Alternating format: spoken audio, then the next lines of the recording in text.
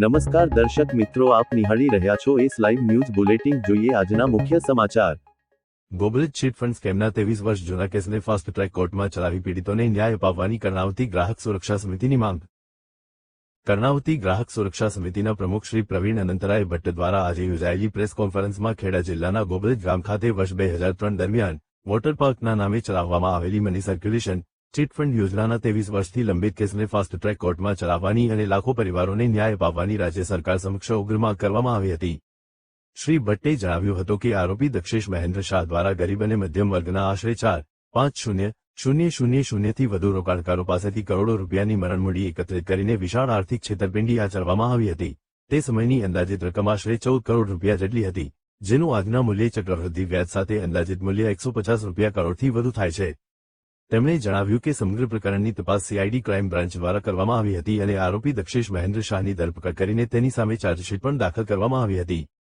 તપાસ દરમિયાન આરોપીની પત્ની, માતા તથા સાડી સહિત પરિવારના સભ્યો લોકોનો વિશ્વાસ જીતવા માટે યોજનાઓના કાર્યક્રમોમાં સક્રિય રીતે જોડાયેલા હોવાના મુદ્દાઓ પણ સામે આવ્યા હતા અને તે સંબંધિત નિવેદનો તપાસ એજન્સીએ નોંધ્યા હતા।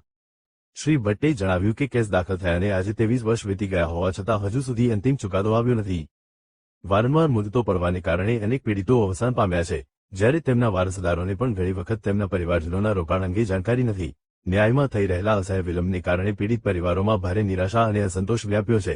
પ્રેસ કોન્ફરન્સ દરમિયાન તેમણે જણાવ્યું કે આવા લાંબા સમય સુધી ચાલતા કેસોથી આરોપીઓમાં કાયદાનો ભય પણ ઘટી રહ્યો છે અને ન્યાય વ્યવસ્થાની વિશ્વસનીયતા પર પ્રશ્નો ઉભા થઈ રહ્યા છે।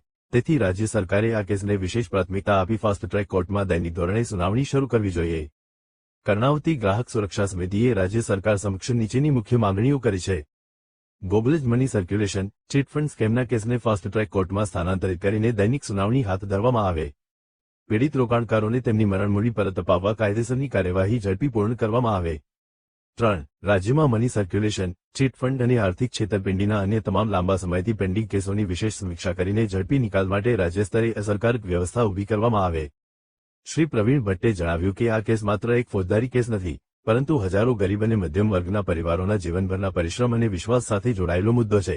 પીડિતોને સમયસર ન્યાય મળે અને તેમની મહેનતની મૂડી પરત મળે તે માટે કર્ણાવતી ગ્રાહક સુરક્ષા સમિતિ આગામી સમયમાં પણ કાયદેસર અને લોકશાહી માર્ગે સતત લડત ચાલુ રાખશે। કેસની વિગતો। કોર્ટ કેસ નં. 1,01,090/2003 court chief judicial magistrate court દીકાંટા અમદાવાદ। આરોપી દક્ષેશ મહેન્દ્ર શાહ। લાગુ કલમો આઈપીસી કલમ 120 બી 406 420 તથા prize chits and money circulation scheme banning act 1978 ની કલમ 3, 4 અને 5 ફરિયાદી રાજ્ય સરકાર તથા સીઆઈડી ક્રાઇમ બ્રાન્ચ।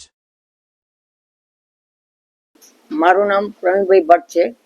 હું છેલ્લા 26 વર્ષથી કર્ણાવતી ગ્રાહક સુરક્ષા સમિતિ ચલાવું છું। ગ્રાહક સુરક્ષા જાગૃતિ અભિયાન સમિતિમાં અમે નેજા હેઠળ અમારા ધ્યાન ઉપર ગોબરેજ ગામમાં ગૌચરની જમીનમાં દક્ષેશ મહેન્દ્રભાઈ શાહ, જેણે ગેરકાયદેસર ચીટ ફંડના પૈસા ઉઘરાયા 5 લાખ મેમ્બરો અને 14 કરોડ રૂપિયાની એફઆઈઆર 2003માં ફાડેલી અને ગયા 20/6 એની મુદત હતી ચીફ કોર્ટમાં। એટલે અમારા આ ગૌરક્ષા સમિતિવાળા બી આ અંગેનું પ્રેસ કરેલી, એમાં હું ગયો અને અમને ગ્રાહકો મળ્યા। 5 લાખ ગ્રાહકોનું આણે ચીટિંગ કરી નાખ્યું છે અને ગોબરેજની અંદર ગૌચરની જમીન છે।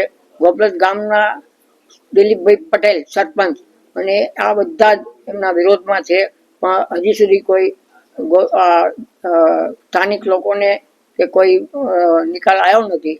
આ એક ભ્રષ્ટ વહીવટી તંત્રનો બેનમૂન એક નમૂનો છે।